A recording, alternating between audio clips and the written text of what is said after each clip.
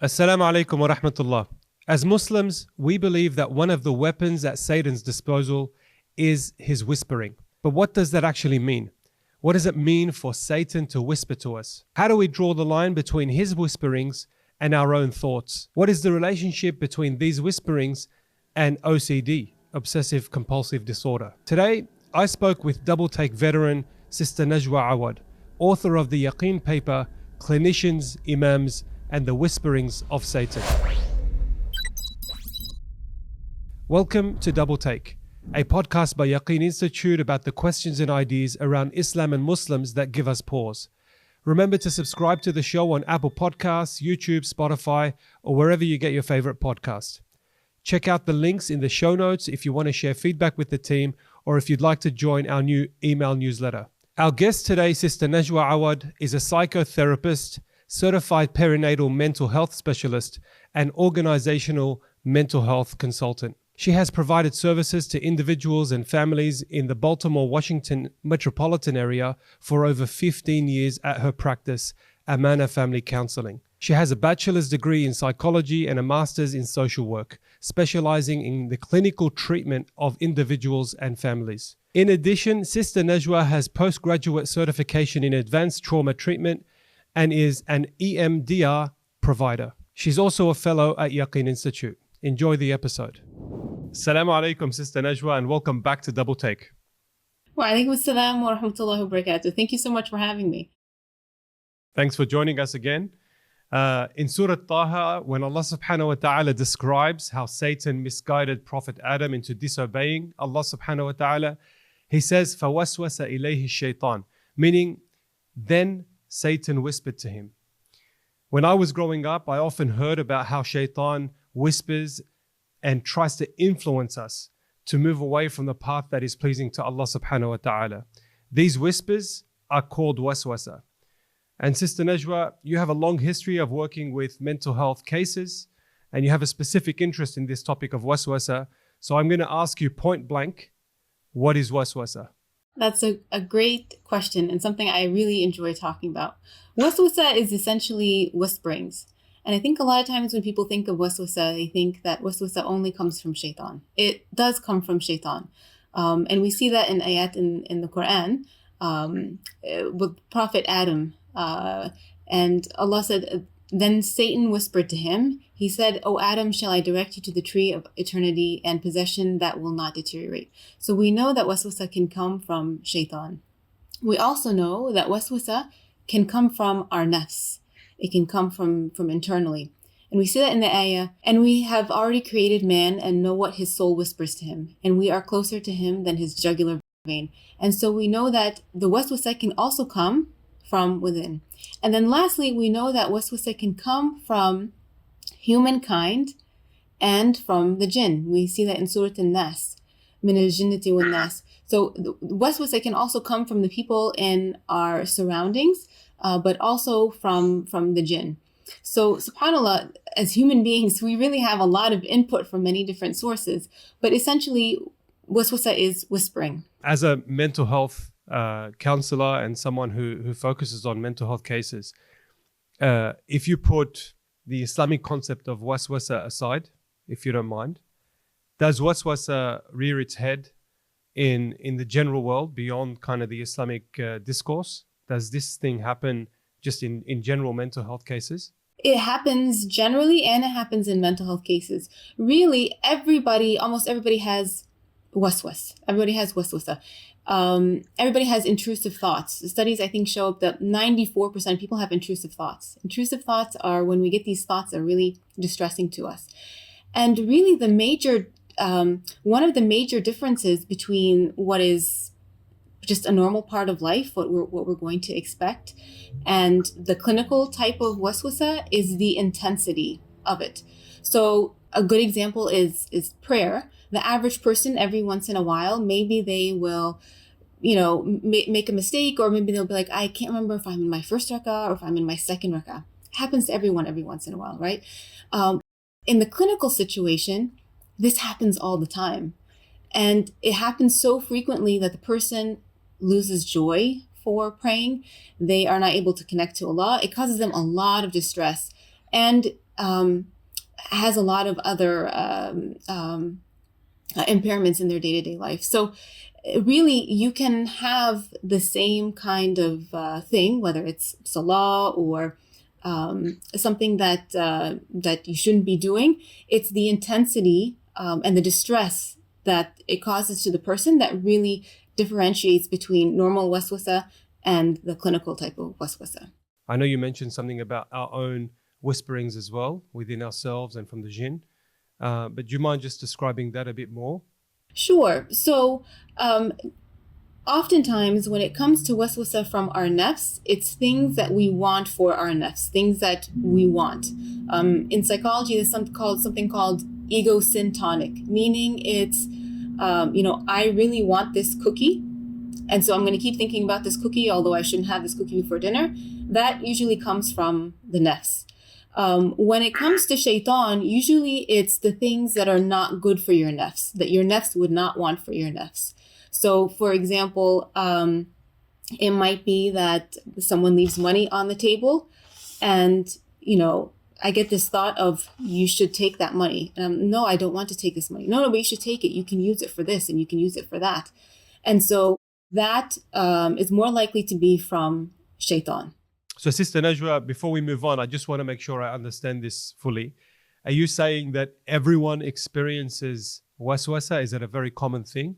Yes, everybody experiences waswasa. It's part of the human experience, and it started with Adam alayhi salam, and it's going to happen to all of us. It's just how much does it happen to all of us that determines if it's normal or if it's abnormal.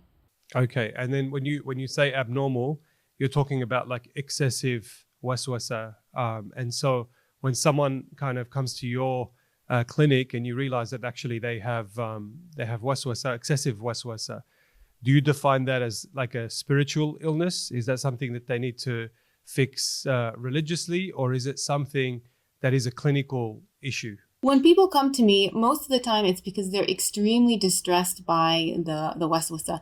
And most of the time it has absolutely nothing to do with their, that it's not from a spiritual perspective. It's more from a clinical perspective, meaning that the thoughts that they're getting or the compulsions really are just kind of a manifestation of OCD. It's obsessive-compulsive disorder, meaning that they are thinking about their waswasa for an excessive amount of time, and it causes more distress than the average person would have. It's not just normal worries.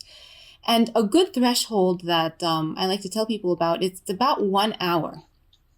Meaning everybody gets waswasa throughout the day. That's totally normal. But when you're spending 1 hour or more, oftentimes, especially if the person has distress and is impairing certain aspects of their life, it means that it's reached a clinical threshold. Meaning that if you add all parts of the day that they were thinking about their waswasa, then it would reach an hour. So maybe they're like sitting there thinking, is my wudu valid? And they're sitting there an hour, 2 hours, 3 hours. Whereas the average person, when they pray and they're not so sure, they assume the least amount of rak'ahs and then they kind of move on. The person from waswasa that suffers from waswasa, excessive waswasa, cannot pull themselves away from stopping to think about it or trying to neutralize it, which is the compulsions, trying to have certain mental acts or do certain things to neutralize the excessive thoughts that they're getting. So someone who suffers from excessive waswasa, are you defining that as OCD by and large? So therapists, psychiatrists, there is a criteria. There's something called the DSM. And so there is a criteria for OCD. So is it possible for someone to have excessive waswasa and not meet the threshold of OCD? It's possible, but it's not very likely. Most of the people who have excessive waswasa will very likely fall under OCD. And it's actually a specific kind of OCD. It's called scrupulosity. And it's not just within Islam, it's across all of the religions. It means that the OCD, the waswas, it has a religious, it's about religious content, whether it being, tahara or ibadah, all of their waswasa is related to something spiritual, spiritually related, although they are not necessarily spiritually deficient themselves. And so these people get into this cycle of doubting themselves regarding a certain religious aspect of their life. Is that what it is? Is that how it manifests itself in a day-to-day? Yeah, a lot of people who seek out therapists, it's because they have doubts about their tahara, about their wudu. I did wudu once. I'm not sure if I missed a part. I have to do it again. I think I missed it again. I'm going to do it again. Or salah, right?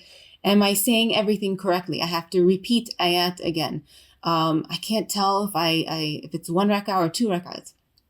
Sometimes you will see it in relationships. Did I utter for men? Did I utter divorce? I think I did, or maybe I didn't. And it's really, yes, it's this excessive doubt. Sometimes the doubt can be about Allah.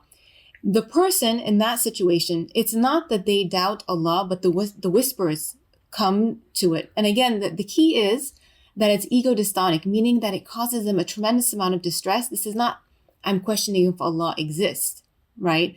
But I know Allah exists, but I keep getting this waswas that He doesn't exist, and it causes me a lot of distress. So it's different than the person maybe who's agnostic and, does Allah exist or not? No, the person, Allah exists, but the waswasa keeps coming otherwise. So it can affect a person religiously in a lot of different ways. Yeah, I mean, I'm actually interested very much as to how it manifests itself. Would you say it's a big portion of our community that falls in this category? Like out of 10 people that come into your clinic or that you hear of that suffer from waswasa or excessive waswasa, how many of them fall in the category of this, like really excessive to the extent that it hinders their ability to move forward spiritually? You know, a lot of times when people come to counseling, they do have waswasa, and they're varying degrees, right? I mean, you have some that's mild, you have a fair amount that is moderate. The severe cases are less common, but to tell you how prevalent it is, if you just Google waswasa, you will get hundreds, if not thousands of results. It astounds me every time I see it. And it's always, I find it so interesting that it's not limited to a certain type of person, and not a woman, not a man, not a certain socioeconomic status. I get, people from all over the world. So it's really, it's something that affects a lot of Muslims, and something that it's very difficult for them to talk about, because a lot of times it's misunderstood when they talk to like family members or imams. When they talk to family friends, a lot of the times people just like, oh, maybe you're an extremist. You need to get over this. And of course, the person doesn't even like that they have waswasa to begin with. But then they begin to kind of withdraw. Like, who do I talk to about this? And alhamdulillah, like a lot of imams are trained. Unfortunately, some might not be. So like in a situation where someone is repeating a certain ayat over and over again, they might go to an imam and say, well, this is happening. And they're like, you need to have more khushu'. Or it sounds like, you don't know how to do the Fatiha properly. You need to get better at that. Or when this person's fluent in Arabic and they've been praying for like 15, 20 years. So sometimes it's misunderstood. And even within therapists, especially therapists who might not be practicing Islam, there's so many misconceptions and problems that can come from not understanding this and providing these people the support that they really need. I want to take a step back away from those who are suffering excessive waswasa, because clearly that's a very specific case, and it's a certain portion of our community that face it, and it's treated a certain way. How about the other group in our community who just a general Muslim who doesn't suffer from the excessiveness of waswasa but just has waswasa nonetheless? Does waswasa affect me negatively, generally speaking? I'm talking about general waswasa. Yes, it can. You see it a lot in relationships, where maybe, the person is not obsessing about it or not thinking about it all the time, but maybe, you have a problem assuming good about other people, right? So oftentimes you get these thoughts, people are out to get me. Nobody wants good for me. I might as well end relationships before like the other person does. So it can come up that way.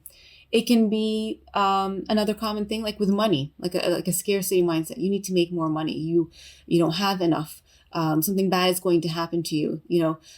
So really, it can affect almost anything. I mean, the most common one that people joke about is diet, right? Where you want to be healthy, you want to exercise, and that's a very good and almost benign example of where like, oh, I want to eat healthy, but I'm getting these, like, I want to go to the fridge. I want to eat this. I want to eat that. So waswas can really affect almost anything. It's just how much does it affect that one thing? Now, even when I'm joking about that one example of like thinking, oh, I really want this cookie, or I'm on a diet, but I really want this food. With the extreme case, what would that be? It would be when you go to the clinical side, there might be some of that OCD, but then now we're talking about the extreme cases of like anorexia, for example, right? So everything is kind of on a spectrum in terms of the catalyst that initiates the waswasa. Is it fair to say, I'm going to probably go slightly off script here, but is it fair to say that waswasa is necessary to improve? Because for me, having those doubts challenge my thinking and force me to question whether or not I'm doing something correctly or properly. And so having that challenge in my mind and constantly questioning whether or not I'm doing something good forces me to improve. Like, wouldn't it lead me to, say, perfectionism, or wouldn't it lead me to doing something properly? Well, I think that's being, reflective. It's and having good insight and kind of wanting to improve yourself. But, there is a difference between like ihsan and perfectionism. Like ihsan, for example, is I want to get better, especially when we're talking about Allah. I want to recite more Quran because I want to get to Jannah, because I think it's an important goal to have. I might not have the best tajweed, but I want to keep getting better at it. It's something that I'm lacking in. Whereas the person with waswasa, or the person who goes after perfectionism, usually it's not rooted in wanting to get better. It's rooted in fear, and it's rooted in avoiding punishment. So while you have the person with ihsan who is like, I want to memorize more Quran, I want to recite more Quran, I want to do it to get closer to Allah because it's something that's good for me.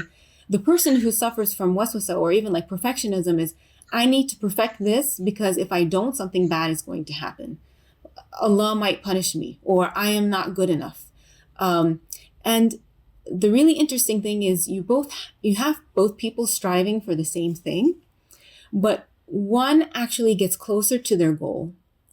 And with perfectionism, usually you see especially when you're talking about like acts of worship, they're not meeting their goal at all. So while they're reading Quran to kind of get to that goal to, I want to perfect this, I want to have this exactly right, they might not have khushu', or they're missing the forest for the trees. It's not even, they walk away not even feeling closer to Allah because they were so invested in like, I have to do every single little thing right. Otherwise, something bad is going to happen. Can you describe that to me, Sister Najwa? Like, can you give me a clear example of what that would look like? Let's just say prayer. What does seeking perfectionism look like, and how does it affect me in my prayer? So in terms of seeking ihsan, you have proper wudu, you come with a free mind, you decide to recite Quran after your first and second rak'ah, like you're really trying to connect to Allah, and you're directly benefiting. I mean, you're enjoying the salah, you're connecting to Allah. Insha'Allah, Allah will reward you because you are praying as though you see Him. It's spiritually fulfilling. It's a good experience, and you hope and you pray that Allah will accept it, but you walk away like, I really enjoyed that. Like, I connected with Allah, and may He accept. The person with waswasa might go to the same salah, and they're like finicking around, is my awrah covered? Is my awrah covered? Okay. They spend like 3 or 4 minutes. Okay, now like they might, start the salah. Did I do takbir correctly? Maybe I didn't do that. Maybe I should start over, right? And everything is, they're not even focused on the salah. They are so, it's like, like I said, they miss the forest for the trees. They are so focused on maybe like pronunciation. Now, of course, the person with Hassan, the pronunciation is going to be good, right? And they're going to enjoy reciting the Quran. Person with OCD, maybe with the ayah, I didn't say it correctly. Let me go back and repeat it. They walk away from the salah doubtful, okay, I don't even know if I did that right, but so spiritually disconnected because it was fear-based. It wasn't because they were looking and seeking to Allah's mercy. It was, I have to make sure I do everything right so this prayer counts, because if this prayer doesn't count, then I'm going to be held on the day of judgment. And what if on the day of judgment, then if it didn't count, then maybe I'll go to hell. It's a completely different, same act of worship, completely different mindset. Would you say for this excessive form of waswasa, is the source always waswasa from the shaitan? So it could be from shaitan. It could be from the nafs too. We also know that a lot of people who have OCD, there are physiological components to it. And that can, that is tied into the nafs, right? The nafs is composed of who we are and our dispositions and our preferences and our weaknesses and all of that. But there is a medical component to it oftentimes too. For the person with the average brain, there's a part in the brain that when they sense danger, then they act accordingly. Oh, there is a fire. Okay, let me go and leave. Let me get a fire extinguisher, right? The person with OCD, that same part of the brain is almost like it's a faulty lever. So they see danger in situations that are not really dangerous. And so it's hard for them, as hard as they try to distinguish between this is something dangerous, this is not. And so the danger shows up in, not just like with literally dangerous things, but it can show up, with salah. Like the person with waswasa, even when we're talking about the topic of salah, to them, when they feel like they might have missed a part of the salah, that feels catastrophic. It feels catastrophic. It's not like the average person, oh, I messed up, let me do sujood sahwi, or let me whatever. The amount of distress it causes is on an extremely high level. What would you say for someone who is dealing with waswasa, not the excessive form? We'll get to the excessive form in a few moments, but this is the general population who faces waswasa in a day-to-day environment. What should they be doing and how do they overcome it? There's a lot of overlap between general and, the clinical. But yes, saying A'udhu Billahi Minash Shaytanir Rajeem, seeking refuge in Allah, because ultimately nobody's going to be able to protect you in the same way that Allah is going to protect you. Your dhikr, inshallah, is a great way, doing the morning and the evening adhkar, are ways to protect yourself from shaitan. Saying A'udhu Billahi Minash Shaytanir Rajeem and spitting, and doing that 3 times for the average person and for the person who has the clinical waswasa as well. Another really good one that I think it's not talked about enough is fasting, especially for people who might have waswasa about relationships, right? Like maybe they're unable to get married, right? And they're always thinking about this person who they want to marry, or with other certain desires. Fasting is an amazing way to curtail that waswasa. I've heard, from people who have had waswasa where that even like borderlines on excessive, when they fast, that waswasa diminishes remarkably. And by fast, you mean like the Islamic fast, right? I can't get away with intermittent fasting with my coffees and I can't do that, right? Yeah, well, because it's not just fasting from coffee, it's fasting from desires too. So ideally, say for example, like there is a brother who sees this girl at college, right? And he's very interested in marrying her, but he can't. But while he's not approaching her, he can't stop thinking about her, right? So when he's fasting, it's not just from the food and the water. Ideally, he should be fasting from that too. And there's something about this, the fasting, especially with for the sake of Allah, that it just extinguishes some of those desires. Okay, and then how about the excessive group, those who are facing OCD or excessive waswasa or the clinical waswasa as we're talking about it? Someone knocks on your door and you figure out that they have clinical waswasa. what is their path to kind of overcoming it? Because clearly it's hindering their ability to move forward in a relationship or in their relationship with Allah, for example. Yes. So, I mean, there's so many different things that that they can do. And the people who have regular waswasa can also use some of these things. One of the best things that they can do is start out with their cognitions. And this is like falling back on the Islamic principles and the Islamic concepts, especially when people are extremely fearful of Allah in a way that it's debilitating. We need to fear Allah, right? But when it's paralyzing and it's getting in the way of their acts of worship, starting to reflect on some of those cognitions. What are some of those thoughts that I have? You know, when I am so fearful that I do the smallest thing that I'm going to go to Jahannam, where is Allah's mercy in that picture? In terms of getting into Jannah, am I going to get into Jannah only on my deeds? Because of my deeds? No, the answer is no. So also, you know, taking apart some of those thoughts, and sometimes it takes a therapist to be able to deconstruct what are the thought processes that are contributing to the waswasa. So you can kind of take them apart. And ideally, when you change your thoughts, it changes your feelings, but it also changes your behaviors. The other thing about people with excessive waswasa is that the rulings are actually different for them. And this is something that each person with extreme waswasa should talk to an imam about. This is not like a general fatwa. But going back to the salah example, the average person who every once in a while they get distracted in their salah, what do? Like if they're not sure if it's the first rak'ah or the second rak'ah, they go by what they are certain of. And so they default to that I only prayed one rak'ah. I'm not sure, so they default to the minimum. The person with excessive waswasa, they actually have different rulings where they assume that they did it. So meaning that I'm not sure if it's the first rak'ah or the second rak'ah, you go with the second. So this is something that individually they should talk to an imam about.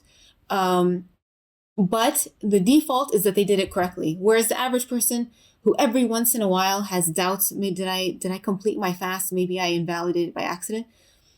You know, whereas the person with waswasa all the time, I swallowed dust. Maybe I did this to break my fast. That's very interesting, actually. Let's say someone's not sure if they have wudu. The general public would say they know that they're certain that they made wudu, but they're uncertain that they broke their wudu. So they just stick to the certain. And so they have wudu. Whereas the person who's diagnosed with excessive waswasa, if they're in that camp where they know they made wudu, but they're not sure if they broke the wudu, what would happen to them? So say like the average person, they're making wudu and they are like, I don't know if I washed my left hand, right? So they would go based off of certain, they would go back and wash their left hand, right? The person with excessive waswasa they would assume I think I did, I'm not really sure if I did, they would not go back and wash it. They assume that it's done. In both of those cases, unless you have some kind of evidence, you wouldn't make your wudu anyhow. But with the person with excessive waswasa, they default that they did complete their fast, that they made wudu correctly, and they move on with the lesser amount. So the assumption is that it's already done. The assumption is done. Yes. Yeah. Okay. Would you say there are any other kind of standout actions or methodologies that someone with excessive waswasa should be doing? Yes, lots of them. One thing that I do recommend is having a journal. The thing about waswasa, especially extreme waswasa, people will be reaching out to imams or other people a lot because they're seeking reassurance. And so they might call the imam, I don't know if I prayed right. Did I pray right? And then like the next day, I think I did it again, or I'm not sure if my wudu is valid.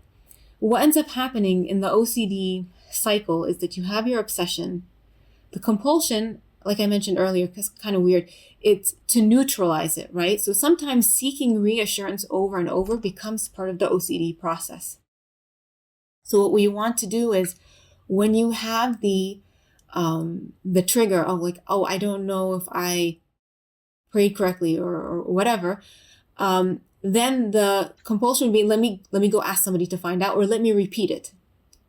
What you want to do is you want to break the cycle. And that's why the scholars over and over will tell you, if you have waswasa, extreme waswasa, ignore it. You always ignore it. So I recommend a journal. And so for the person who is struggling with salah, for example, instead of, I might have messed up, let me go ask a shaykh or let me repeat it. Under no circumstances should you repeat the salah. You write it down in your journal. And then, something I recommend in my paper is like maybe after a week, have a standing appointment with the imam. Then after a week, bring back your journal and be like, these are some of the examples that I wanted to talk with you. One, what's really good about it is you're delaying gratification, right? Because I have this really intense distress. I have to neutralize it. You're taking that apart, and it actually gives you more clarity to, instead of automatically engaging in it, it gives you more clarity so that you should not, that you have the space to not do it, not engage in the compulsion. Two, you start to, in working with a trained person, whether it's a therapist or imam, you start to get certain principles too, right? And that would be good to write in the journal. And then three, something that you notice with excessive waswasa, it's usually the same problem over and over again. So you end up having 10 incidents, but really it's maybe one or two questions that you're asking. So I recommend, do not engage in the compulsion. Just like the scholars say, do not just ignore it.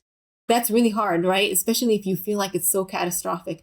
Write it down, and that way you feel, okay, I'm accountable. Like, inshallah, like nothing bad's gonna happen. I'm writing it down because I have the intention of fixing it. And then go back, or when you have the appointment or whatnot with your therapist or then you can go back and ask your question. And let's say I don't have access to an imam, a trained imam in this area, or even a clinician. What would you say I would need to do? Are there certain resources online or certain hotlines?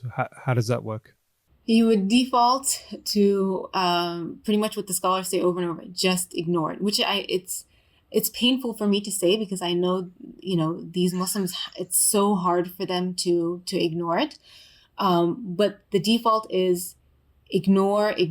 Change your environment. You are much less likely to have the waswasa if you change the environment. So for example, like if you keep repeating salah, get out of that room, go somewhere else. If you keep repeating your wudu, get out of the bathroom. If you're getting waswas about Allah when you're in your room, the minute you get a'udhu billahi minash shaitanir, go talk to other people. Changing the environment can be very instrumental in, stopping that, the thought process. Another thing that people can do is you can schedule worry time. It's not the most desirable thing, but if you can't help but stop, if you can't help but think about something, you can say, okay, you know what? I'm not going to think about it for the rest of the day, but every day I'll have a standing appointment with myself, maybe for 10 minutes, and I will only think about it during that time. And if it comes up later, then I will default to, no, I have an appointment with myself at this time and I'm not going to think about it during that time. Another thing is called containment. And so with containment, what you want to do is you're not suppressing a certain feeling or a certain thought, but you want to put it away for a certain time. So say, for example, you can't help but think about a particular worry, right? And it keeps coming up over and over in your head. What you can visualize is a container. I know this sounds really silly. And even when I tell people first about it, they're just like, what is this? But they come back and they tell me it works. And I'm like, I know it works because it's a very good intervention. So you imagine a container and you imagine putting that worry in the container and then putting it off to the side.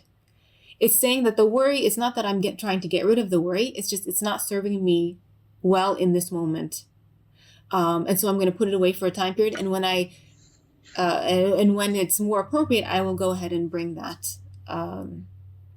thought out and think about it and then put it back. Other things, if you can get your hands on real Zamzam water, Zamzam water, it'll cure for whatever you drink it for. So, Zamzam water, if you drink it to cure your waswasa, that is, if you don't have access to imam or that will help. Black cumin, there's a lot of research on black seed, and that it has good mental health benefits and reducing anxiety. You can take black seed.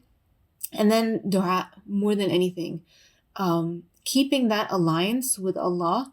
In the middle of the waswasa, it feels like almost like, how do I explain it? Like almost like you're like this imaginary battle with Allah, although it's not. It's with Shaytan, right? Like Shaytan wants to create that barrier between you two.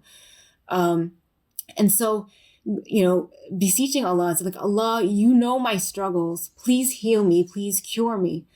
And just continuing to make dua with the resources that you have. And having that tawakkul of like, when I'm ignoring my waswasa, it's not because I'm lazy. It's not because I don't want to do it, but that's because that's where the cure lies. Very, very few people have focused on this topic in the level of depth that you have. So we really appreciate it. And I'm going to put you on the spot on behalf of my 9-year-old niece. She says to you, I heard somewhere that Shaytan whispers in everyone's ears. Can you help me understand what that means, and how do I break that cycle? Yes. Shaitan did that to, our great-great-grandfather, Adam alayhi salam. And that's how he got him out of Jannah. And Shaitan wants to take as many people as he wants with him to Jahannam. I'm not saying this in a way to scare you, but to know that our goal is to get to Jannah. And sometimes we are going to get thoughts that aren't really good for us, about things that we should do that are not really good for us. And in those situations, we know that Allah's power and our love for him is much more than those thoughts. And so in those situations, we say, A'udhu billahi minash shaitanir rajim, and we try to not pay attention to those thoughts, and we try to follow them up with dhikr or good deeds, and we keep on our way. And this is part of human life. It doesn't have to be scary.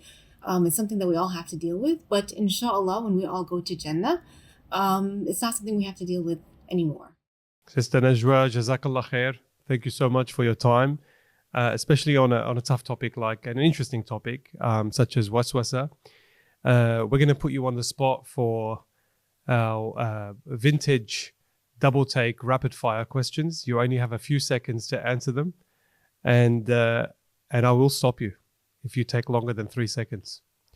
Question number 1. What's the last book you were reading? I'm more of an audio listener. I just started Gifts of Imperfection by Brene Brown, and so far it's really good. If you could sit any two people in the room and be fly on the wall just to hear their conversation, who would they be? I would probably say, the Prophet ﷺ and Aisha. I would love to see them interacting with each other. And I mean, I don't know if it can go this far, but I would love to hear the commentary about how the world is today. What's one piece of advice that Sister Najwa Awad would give a younger Najwa Awad who's in high school? I would probably say not to take things so seriously, that most of the people that you're interacting with, you're not going to see often. And that a lot of times, a lot of our fears in life are really based on what other people think of us. And high school is an excellent example, because you're not going to see most of those people again. And same throughout the rest of your life. Like, ultimately, do what's best for you, and don't have fear about doing it. Yeah, I reread your bio this morning, and I saw 4 letters come up a couple of times. EDMR. You're an EDMR provider. Help me understand what that is. Oh boy, EMDR. So it is it's a kind of psychotherapy. It's really fascinating, actually. There was a researcher in the 18 or 90s. Anyway, Dr. Shapiro, what she found was that when clients bring trauma in session and they do bilateral stimulation, meaning this is going to be really weird, but when you go like this or when you go like this, when you bring the trauma and you do the bilateral stimulation, it decreases the trauma in a way that talk therapy doesn't. So like one EMDR session is equivalent to about 5 talk therapy sessions in terms of how much you can process. It's weird. I just did it like actually before our call. It's very effective. It's very awesome. And it's a really amazing way to heal trauma. And it's evidence-based. It's not like some weird like voodoo thing. Like it's based in science. I trust you. I was hoping to understand that more after asking the question, but I'll leave it to you. Oh, sorry. What's one hadith or verse that you think about often during your clinical sessions? That I am just as my slave thinks I am. Meaning that, that really our relationship with Allah depends so much on how we see him. And that really, as someone who practices a lot of cognitive behavioral therapy, like looking at people's thoughts, that resonates very much with me, because perception of how we see things is everything. And so when we have negative perceptions or faulty perceptions, that's going to affect our relationships, our quality of life. But when we assume good about others, when we seek out good things, and we turn to gratefulness, and we look to the good in things, we assume the best about Allah and everybody around, it has such an amazing impact, regardless of why someone comes to see me. I mean, they can come for completely different reasons. But that perspective, that cognitive shift is so powerful in our mental health. Final question. You're from Virginia. What's the most underrated thing about Virginia? Virginia sounds so, I don't know, it doesn't sound too good. But one of the things that I love about Virginia, especially Northern Virginia where I'm from, is the food. The food is amazing. Any type of cuisine that you can think of, like Yemeni, Thai, it's a complete mix of all different kinds of cuisines. It's such a wonderful place, and people are so welcoming that it's a beautiful place to be. Sister Najwa Awad, Jazakallah khair for your time this morning. Really appreciate it, and inshallah we'll see you in the next season of DoubleTake as well. Thank you. Thank you. Jazakumullah khair.